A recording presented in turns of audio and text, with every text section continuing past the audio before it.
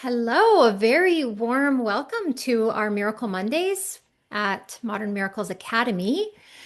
My name is Reverend Lisa Windsor, and I'm the founder of Modern Miracles. And it is always a delight to join with you. So thank you for being present and thank you for being here.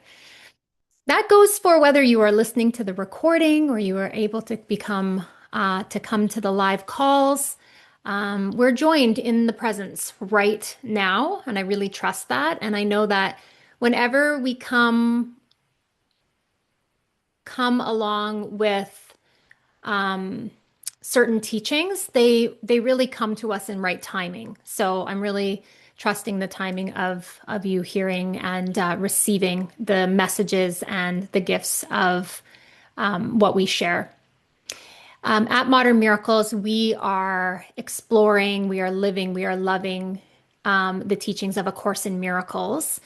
And if you're newly exploring A Course in Miracles, I really invite you to come into these spaces and do your best to just open your heart and your mind and to feel what resonates. I think what is challenging about A Course in Miracles is that it's pretty challenging, especially in the beginning, to really understand. So you have to listen on that deeper heart level to the deeper message that comes. And the thing that I have, really experienced with A Course in Miracles is that the Course is love. That's how it always feels. It is love. It is love with a capital L. And that is why I have been engaged and studying and teaching about the Course for so many years. Okay, so we're going to start with an opening prayer. So if you're able to, I invite you to rest your eyes closed gently. And just draw your focus inward, taking a nice deep cleansing breath.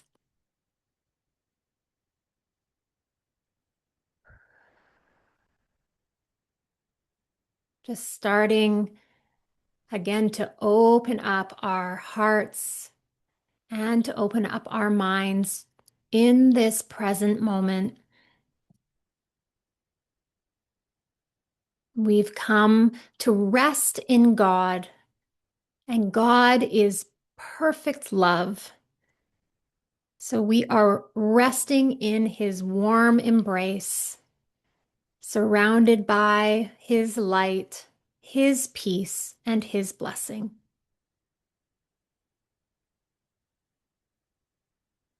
We are stepping into deep trust and expanded faith that everything we need for our healing is given with grace and with ease. Whatever it is that you truly need, it will be given you. We are here for the healing of our minds. We are here to willingly change our minds. We welcome new perspective and we welcome a loving perception. In A Course in Miracles, our inner teachers are the Holy Spirit and Jesus, and we welcome them to the forefront of our awareness and ask that they lead, and we are so happy to follow. We will step back and let them lead the way. They know the divine plan and they know our highest path. We are breathing and we are open to receiving all the clear guidance and insight that is helpful for our awakening and healing now. You are perfectly exactly where you are meant to be. We are so grateful for your presence. We are loved beyond measure. And if we don't grasp anything tonight, let it be that we feel loved. Let it be that we welcomed peace. Let it be an experience of restfulness and reassurance and restoration for our minds and for our hearts. Let this not be an intellectual feat. Let this be a heart opening and a mind purifying from fear and opening to love.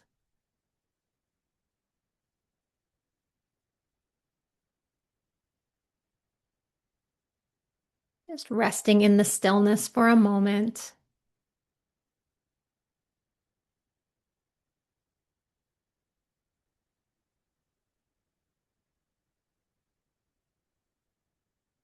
And ever so gently, when we feel ready, we can allow our eyes to open.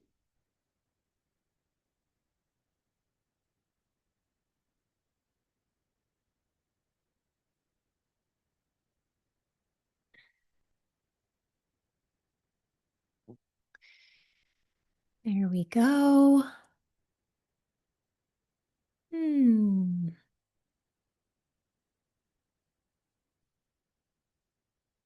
Yeah, we are really activating miracles as we join.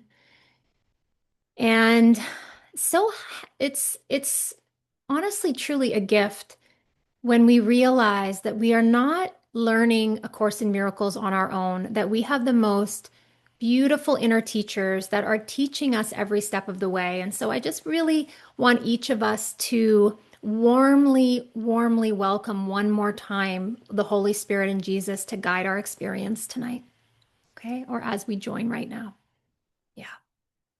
Okay. And that's my prayer. Whenever I come into this space, I'm just praying to them to guide my words and to guide our open minds and our ability to receive and our learning, to guide our divine learning. And I trust it. I trust each of us in our process. One of the things that we're doing on our Miracle Mondays is we are exploring the text of A Course in Miracles, and it's perfectly fine if you're just starting here and we're not, at the very beginning, but we are in chapter 4, but it will work either way. Okay, there'll be a message, something helpful for you to hear. And I always encourage, actually, after listening to one of these classes, is to actually spend a little time on the section that we've covered, reading it in connection with your teacher, with your inner teacher on your own, and just seeing how it deepens because you've let these ideas wash over your mind and through your mind already. Okay? It really will help to clarify things as we move along. Okay, so we are on chapter 4, and today we are exploring section 2, the ego and false autonomy. Okay, I have to tell you too a little bit. My process with coming and um, bringing the teachings is that I really start in like beginner mind mode, right? And I just really join with Jesus, not assuming that I know what he's saying. And so it's been a really beautiful deepening. But one of the things I've said along the way is I'm really in the classroom with all of you. I'm really in the classroom together with you. And I don't claim to be an expert. I what I do is I'm willing to share the teachings that come through me. I trust that Jesus will bring through what's helpful. And in essence, I'm letting it wash through my mind and learning right along with you. And to be honest, I love the teachings for tonight. They are really helping us get a better understanding about the ego and the ego thought system in the mind. Okay, in A Course in Miracles, there's only two thought systems that we're ever abiding in. The ego thought system, which is really based on a false idea that we've separated from God. And in that thought system, it is actually based on fear and guilt and the idea that we have sinned and that we'll be punished. The other thought system is really the thought system of love in the mind, and it is the Holy Spirit's thought system, and it is the thought system that really brings us home to the awareness that we are as God created us, and that we are wholly innocent, and that we are spirit, that we are not separate bodies, but that we are truly spirit. It helps us re-identify with who we really are as God created us. So tonight we're talking about the ego and the idea of false autonomy. So the ego believes that it made itself. It believes that it's on its own. It believes that it's in charge of its survival. It believes that it's independent. That's the idea of autonomy. But Jesus calls this false autonomy because that is not the truth. The truth is that we are connected with God and we are dependent on God, not that we have separated from God. So, but the ego believes that it is autonomous and falsely so. And so we're going to dive into the journey with the ego to get a better grasp of how we end up caught in this thought system. Okay. So Jesus begins by saying, it is reasonable to ask how the mind could ever have made the ego. In fact, it is the best question you could ask. Okay, so I actually love that because it is so part of the process of our awakening to bring sincere questions to our inner teachers. So, what a great question to ask how the mind could have ever made the ego.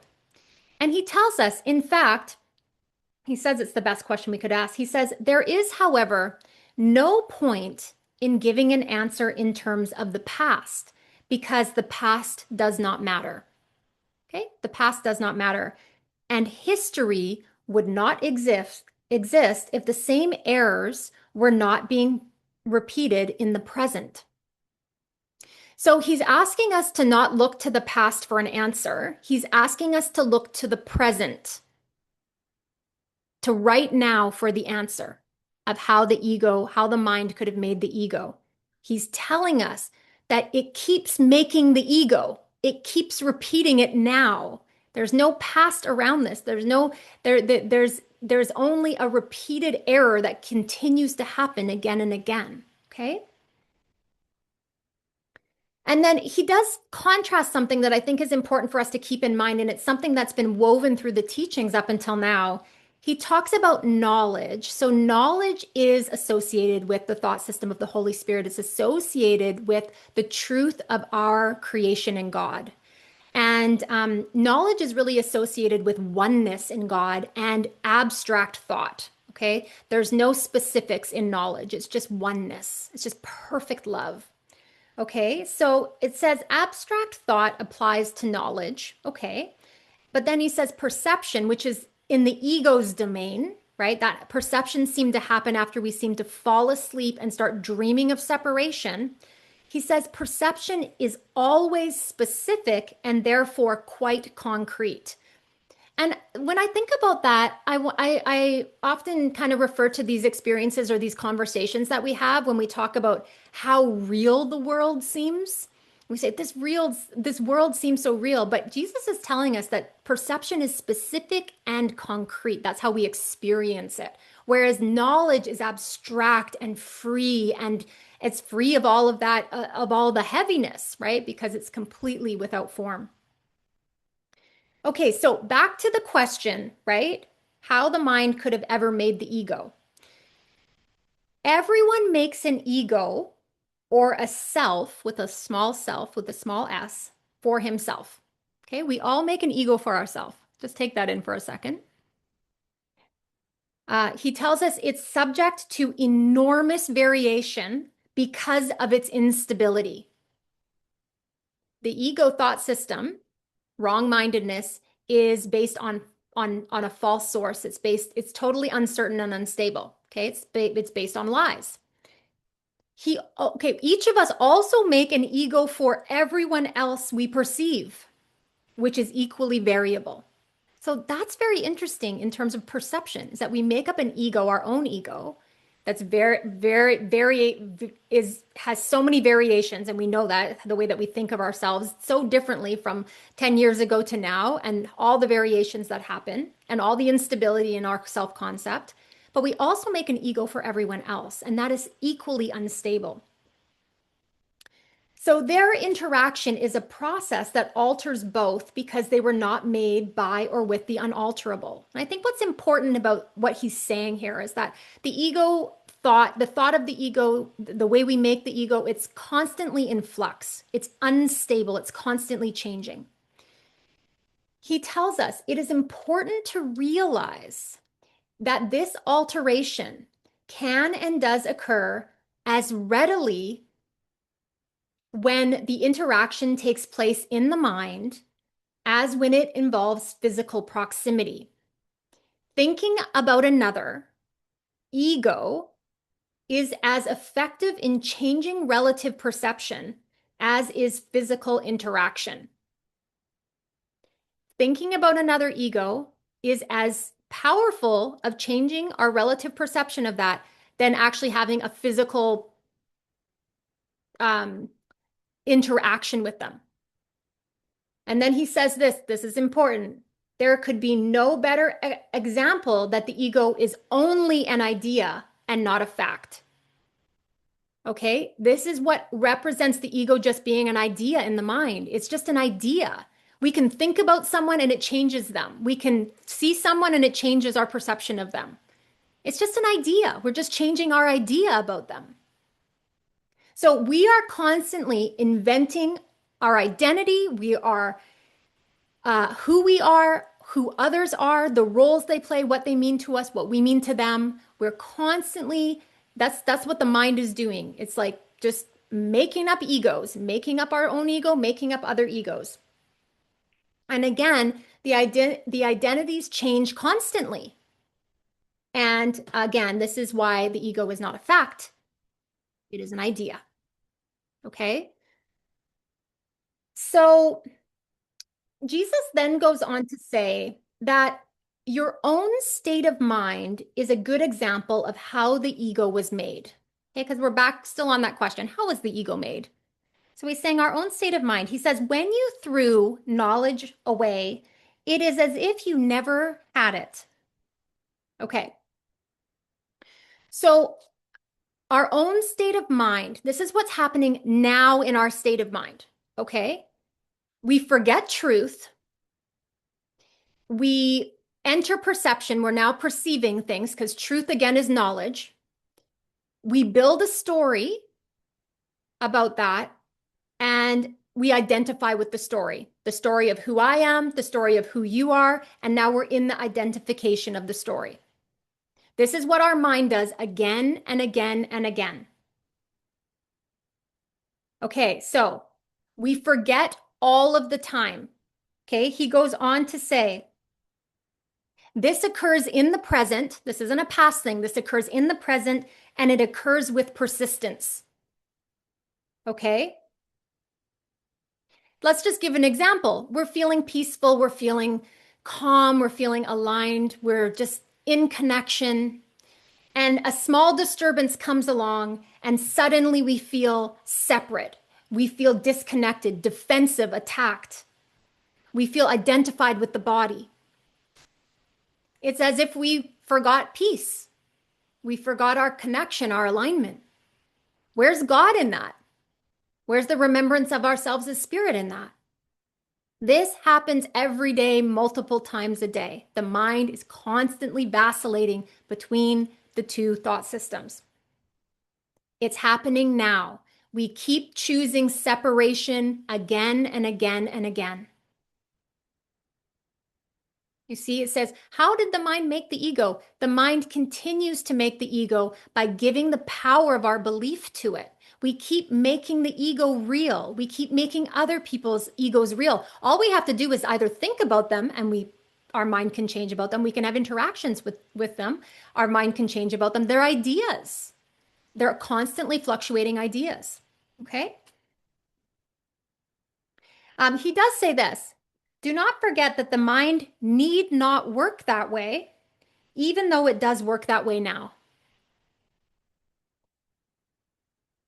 This is just a pattern of misperception. It's a bad habit that we have conditioned the mind again and again to choose separation, to forget knowledge, to throw it away. And when you study the metaphysics of this course, there's something that happens when we choose the ego. When we choose the ego, our awareness of God, our awareness of who we are as He created us, it gets denied and repressed. I mean, we really forget. It really goes out of our awareness. Like we're in the ego and in the belief of our stories and in that identity when we're believing that. So thank God for A Course in Miracles because it is our way out. It is our way to unwind the mind from this habit of choosing separation. And And what we'll find along the way is the means given for correcting that is forgiveness, right? It's a change of mind that's given to correct our perception so that we start choosing truth, that we choose right-mindedness, that we choose love over fear. And that brings us out of that patterning. Okay, so, but what we're doing today is we're exploring the ego and false autonomy, the belief that the ego is separate and again, it's making itself and it's making others. So that's kind of like a big illusion that we feel is that we can make ourselves. The ego believes it makes itself. So then Jesus says something interesting. He says, think of the love of animals for their offspring and the need they feel to protect them. This is because they regard them as part of themselves. No one dismisses something he considers part of himself. You react to your ego much as God does to his creations, with love, protection, and charity. Oh, wow. Okay, so we made the ego, and it's what seems to be our creation, and we are protecting it, right? We are protecting it with love and protection and charity. That's interesting. Okay. Um, he then goes on to say, the question is not how you respond to the ego, but what you believe you are. If you believe you are an ego, if you believe the ego is part of you, you will defend it and protect it. But if you don't believe you're an ego, then what would be the purpose of defense and attack and protection? You wouldn't need to. If you didn't identify yourself as an ego, you would have nothing to defend. And in this course, Jesus comes in and says, you are not an ego. You are not the ego. That is not who you are. So there's no need to protect it. But every time we choose the ego, we are protecting it because we think we made it and we think we are it. We've identified with it. And so now we're protecting it and we're loving it and we're defending it. So the question he's saying, have you questioned who you are? Because if you believe you're an ego, you're going to protect it. But if you question who you are and you know who you are, then there would be nothing to defend. There would be nothing to protect. You would turn away from it. Okay?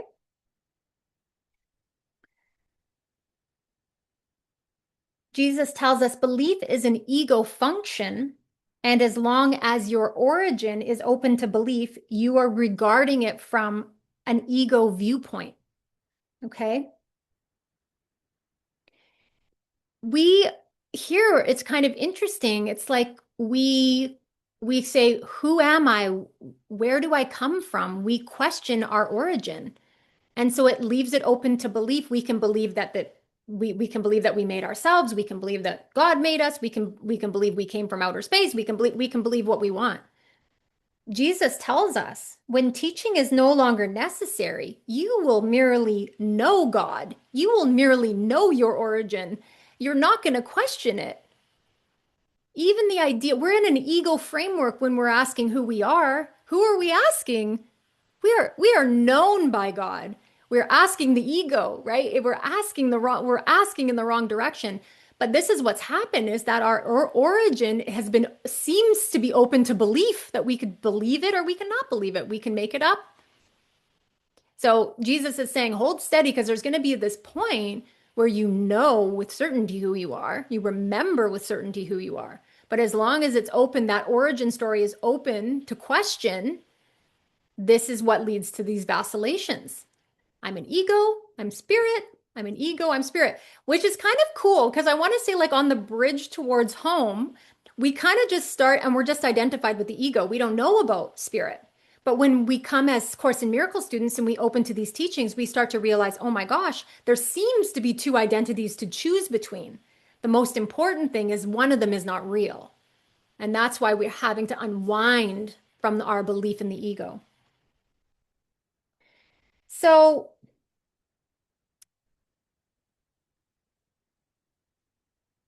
we run into a challenge here when we start to undermine the ego's thought system, especially when we are protecting it. Okay. He says undermining the ego's thought system must be perceived as painful, even though this is anything but true. It's painful because we're protecting it, we're loving it, we think it's us. So it's perceived as painful. He says this is a great example. Babies scream in rage if you take away a knife or scissors, although they may well harm themselves if you do not. In this sense, you are still a baby. Just take that in for a second. He's like, you are a baby. You're a baby with scissors. You're holding on to this ego, this fear, this guilt in your head. And don't take this from me, even though it will harm us. Even though it will harm us, we're gripping it, we're grabbing it, we're holding it, we're protecting it. He says you have no sense of real self-preservation and are likely to decide that you need precisely what would hurt you most. The ego. We hold it and we grasp it, right? We're like babies, right? We don't know. We don't know that what we're holding and protecting is harming us. We actually believe the exact opposite, that if someone tries to take the ego away, that it's painful and it's harmful and we're upset. Jesus has a huge convincing job on his hands with us, I'm telling you. Okay, so we're going to go a little deeper into what we are protecting. Jesus is teaching us that this ego is built on scarcity. He says to the ego, to give anything implies that you will have to do without it. He says, giving to get is an inescapable law of the ego, which always evaluates itself in relation to other egos. It is therefore continually preoccupied with the belief in scarcity. Okay? The only reason the ego gives is to get something more in return. If it gives something, it believes it's going to get something better in return. That's the only reason it would get. It's going to win in its exchanges. Okay? He tells us the ego literally lives by comparisons. This is how we keep the ego alive. Remember that thing we were talking about earlier about we keep doing this in the present moment, now again and again. How did we make the ego? We keep making the ego. How many things did you compare in your mind today? How many people did you compare yourself to? How many situations did you compare against each other? This is just a simple one. The ego lives by comparisons. Imagine having nothing to compare or no longer having any opinions and not comparing anything. That is a state of mind of peace. The ego lives by comparisons. It says equality is beyond its grasp. It can't even grasp the idea of equality. And charity is absolutely impossible. It tells us the ego never gives out of abundance. It only gives to get. This is what we're grasping. Here we're babies. We're holding on to our egos. We love the ego. And then he's telling us, can I tell you a little bit about this ego that you've grasped, that you're holding on to and that you think is you? It's not. It's not you. And it's not worth holding on to. And it's not worth protecting. It is the thought of scarcity. It is comparison. It is conflict. It is competition. This is not what you want to hold. So coming back to this idea of false autonomy, Jesus says this: the ego believes it is completely on its own. Full stop. The ego believes it is completely on its own. This is such a fearful state that it can only turn to other egos and try to unite with them in a feeble attempt at identification, or attack them in an equally feeble show of strength. It believes it is totally on its own. So this ego goes around and tries to unite with other egos to strengthen its identity,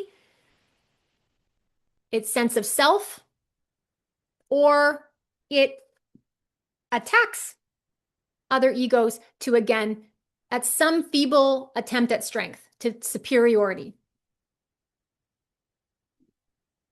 He's going to say this again. Listen deeply. The ego is the mind's belief that it is completely on its own. The ego is the mind's belief that it is completely on its own. I'm going to remind you, the truth is that we are completely connected and dependent on God. That is the truth. The ego's belief is that it is completely on its own, completely separate from love. And it survives through trying to get and compete. It survives from a sense of lack. That's what it attempts to do. It says the ego's ceaseless attempts to gain the spirit's acknowledgement and thus establish its own existence are useless. Spirit, in its knowledge, is unaware of the ego. It does not attack. It merely cannot conceive of it at all. While the ego is equally unaware of spirit, it does perceive itself as being rejected by something greater than itself. So the ego is not aware of spirit, but it holds this sense of being rejected by something greater than itself. So we have the illusion that the ego makes itself. It believes it makes itself. That's the false autonomy. I am totally on my own and I have to make my way in this world and I am this separate self. And I'm going to navigate the world from that perspective of being totally on my own. And then the other illusion that is being harbored is that we then have to protect the ego. We made the ego. We are the ego. We need to protect the ego. Okay? And now the third one that's coming in is the illusion that we have to prove our existence. And it's looking to something to acknowledge, I am real. I am true. It wants the spirit to acknowledge its existence, to grant it reality, which is never going to happen because the spirit doesn't even know. The spirit pays no attention. The spirit is in wholeness and oneness and perfection. The ego will never be granted reality. It's totally false. It's never going to happen. So this idea that it is trying to prove itself, you can't make something unreal real. It's just not happening. Doesn't matter how much effort you put in. Okay, so how does the ego manage to keep itself going? Right? We know it needs our allegiance. It needs the power of our mind to keep focused on it. So we're pretty identified with it. But one of the things that it uses to keep the whole saga going, this whole dream of separation going, is mythology. It uses stories. Okay, now, again, you're like, stories, mythology. We tell stories and we build stories every day. We make up stories. Others make up stories. We make up stories about ourselves. We make up stories about others. We make up stories about the world, and then we believe them. That's usually how this world gets built. It gets built on a perception of our stories. And Jesus tells us that myths are entirely perceptual. There is no mythology in knowledge. Okay, there's no storytelling in knowledge.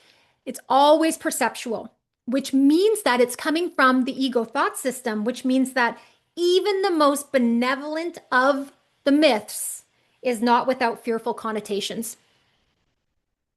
And I don't know if anyone else noticed this, but when you're growing up, especially when you become a parent and you're reading your children fairy tales, oh my goodness. Oh my goodness. The good, the evil, the darkness that is underneath those, the underpinnings of those stories. Think, wow, that's our mythology. So just look to the fairy tales if you're wondering about the dark connotations that are underneath. So he tells us that mythological systems generally include some account of the creation and associate this with its particular form of magic. So in this case, we have our like origin stories that the ego tells about, how we were created, whatever origin story it wants to tell, how we fell from grace, how we were created by God, how whatever the on the level of the world, how the bodies were created. And it has this form of magic. So in this section, the magic is kind of referring to how the ego empowers itself, like the special powers the ego has. We could think of them as things like ego strength, ego influence, ego control. Can think about it in those ways. So in the stories, you're going to see these like ego magic come through, and it comes through in its valiant ways of however it becomes the hero and saves the day. Okay. So we've got mythology and we've got magic. So the mythology is the story, always a creation story. We all have creation stories, origin stories within the ego thought system. And then the magic, which is like those attributes the ego holds that are going to save us, to save the day or come out victorious. Jesus tells us the so-called battle for survival is only the ego struggle to preserve itself. The whole battle for survival, this whole mythology it makes up is just its way of trying to preserve and exist. None of it's real or true, but gosh, it's captivating, isn't it? These stories, the mythology of the world. We're interested, we're leaning in, we're like, what's the war, the conflict, whatever's going on? We're leaning in, we're interested, right? Because it is like, it really is the ego's like way to save itself. Let me see if I want to say anything else. Oh, okay, let me just go over like a couple of things about this. These are possible ego myths that we ascribe to. Um, so things like survival of the fittest, we have to compete to survive, the idea that life is a struggle. We have to prove our worth in this world. We have to protect ourselves in this world. The good versus evil, that's pretty prominent in the world. That God punishes us, that we fell from grace. These are just, there's so many stories. And actually, what came to mind when I was reading this was just the idea of from the course, it says like about us being the hero of the dream. And I'm like, oh yeah, like we're all the hero of our own dream. And we're focused on that hero and we're trying to, we're like, what's the hero's quest in this lifetime and the journey we take and the obstacles we overcome and the way that we, how long we can survive and all the things we can accomplish and the power we find and I mean, this is mythology. These are the stories that keep us believing we are people in this world. These are the stories that keep us fixated on the ego identity. And I think he comes back to, he says, this isn't happening in the past. It's happening now. You keep connecting in with the stories, building the stories, reinforcing the stories. Okay. So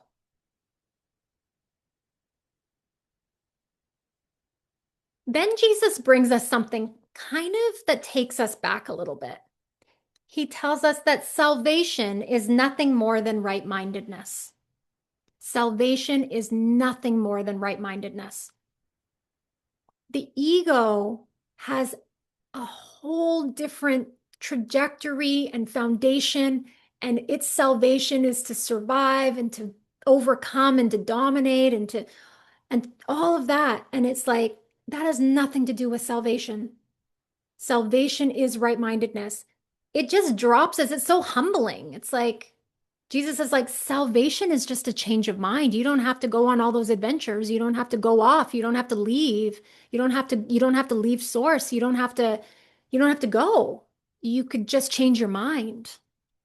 You could shift into right-mindedness. That is what will save you from this crazy thought system, remembering that all those mythologies are based in scarcity. They're based in fear. They're based in guilt. They're based in the idea of separation.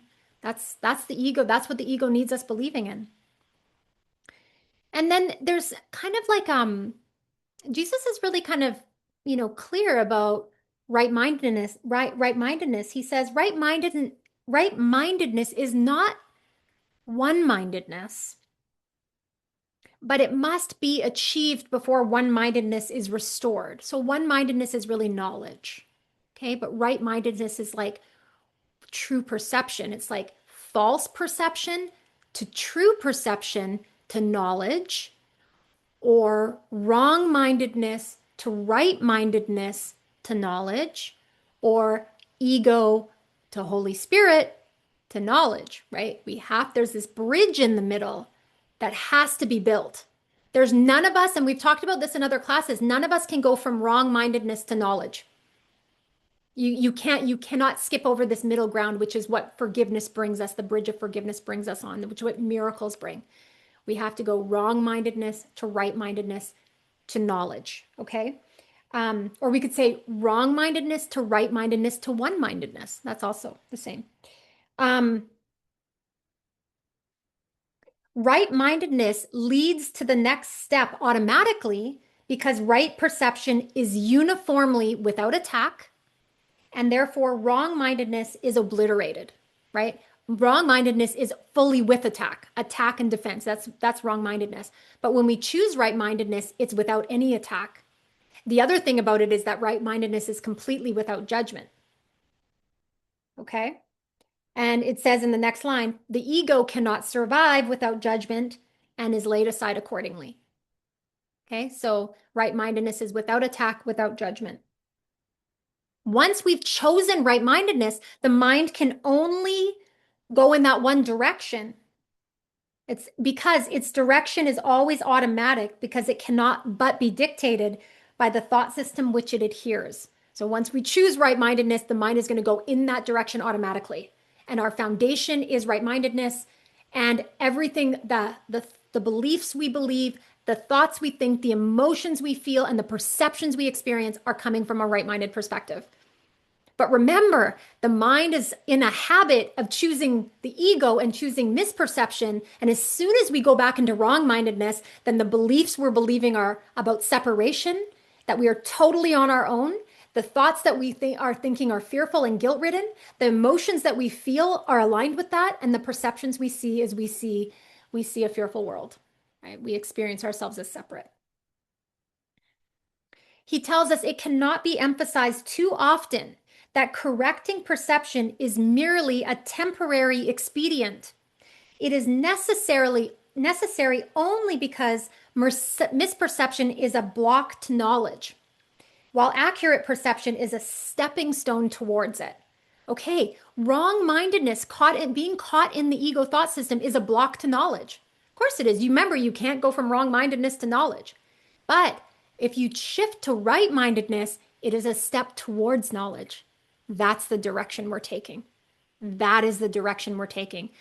I want to remind you all that Jesus and the Holy Spirit are not interested in frightening us. That's not what love does. So there has to be a gentler awakening before we wake up, right? There has to be a happy dream. We have to enter the real world. We can't just go from this fearful perspective to knowledge. It would actually terrify us to take that giant of a leap. So there's this beautiful pathway to the real world, to the happy dream.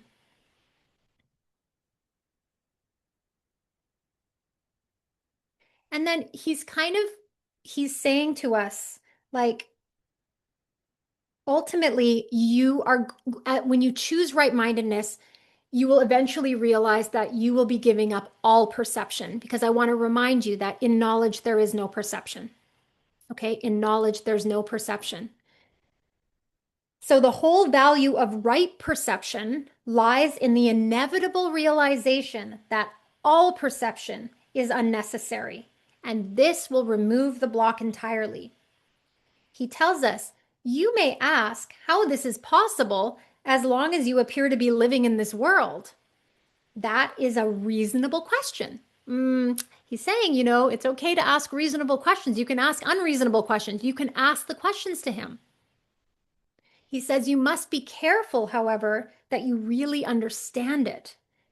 Who is the you, in quotes, the you, who are living in this world. Spirit is immortal, and immortality is a constant state. It is as true now as it ever was or ever will be, because it implies no change at all.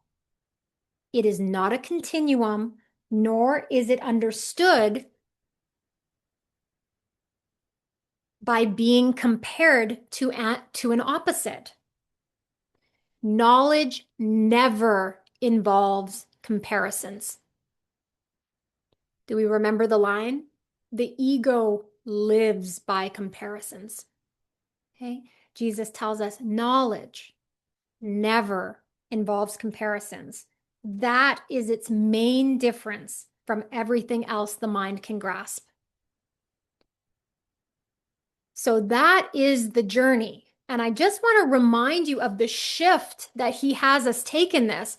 He's going over the ego's false autonomy, the reason that we defend and protect the ego, the reason we want to prove our ego right, the mythology about the ego, the stories that we tell to keep it real.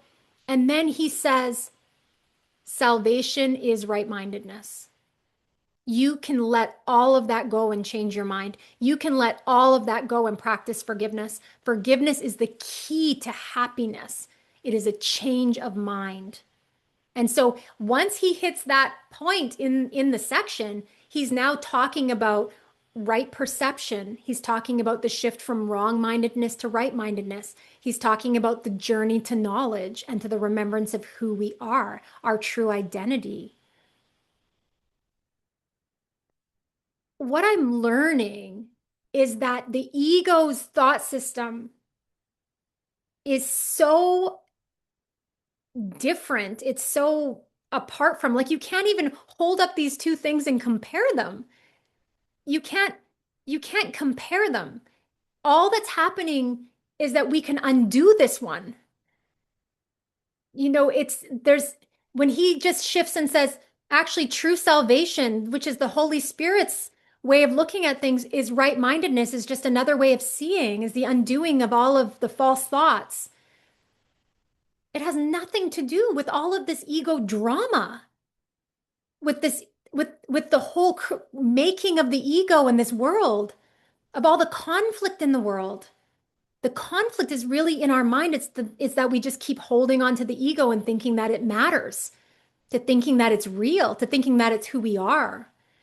So this is an incredible undoing of a thought system that is immensely complex. And Jesus isn't asking us to sort it out. He's like, you'll never sort it out. It's complexity. But you could change your mind about it. You could realize it's not who you are. So I just want to leave you with like the idea that, like, I love that he's saying, like, you are a baby. I like that actually, because I feel like it's like, can we go back to questioning everything? I think that's what the workbook of A Course in Miracles does. It says, it starts at the beginning, just questioning everything, all the meaning we've given everything, that things aren't what we think they are. He's like, all the stories you've built, can you go about and just even start to question the stories you're telling yourself? Even the stories you're telling yourself right now about yourself or about the people in your life. Could you give those stories to the Holy Spirit and to Jesus and ask for another way of seeing, for a right-minded perspective? Could you let go of thinking you know? He's saying you're a baby. You don't know. You think you know. You're holding on to something that's hurting you. And I'm trying to help loosen it from your grip. But he can't come into our mind and take it from us. He wouldn't do that. So now we have to willingly start to raise it up and give it up. What are we raising up and giving up? All the stories, all of the identities, all of the beliefs of this world, all the grievances we hold, all the comparisons, all the judgments. It's a full-time job. It's why we're here. It's our function. It really is our function. No matter what you're doing in your life, you can train your mind towards love. You can train your mind towards right-mindedness because it's just, the mind is always awake, and we always have the ability to choose. We can choose the Holy Spirit and ask for a new way of seeing. Okay, so, oh, I am just feeling so much compassion for all of us because we think we're the ego. Of course, we're going to protect it if we think that. He's being kind about it, but he's trying to tell us, you don't want to protect this. Look at it. It's scarcity, it's fear, it's guilt, it's separation. It's not something you want to protect anymore. It's not who you are. Will you trust me? Will you follow the steps of this curriculum? Will you do the lessons laid out for you? Will you open your mind to another way? Okay. Thank you so much for your presence. It is so beautiful to join and powerful to join together as we are waking up together. If you are wanting some support with your journey with A Course in Miracles, or you're just on the spiritual journey and have questions, please connect with us. We have a website, www.modernmiracles.com, and we have different offerings and supports that will help you along the way. So thank you again, and have a blessed day.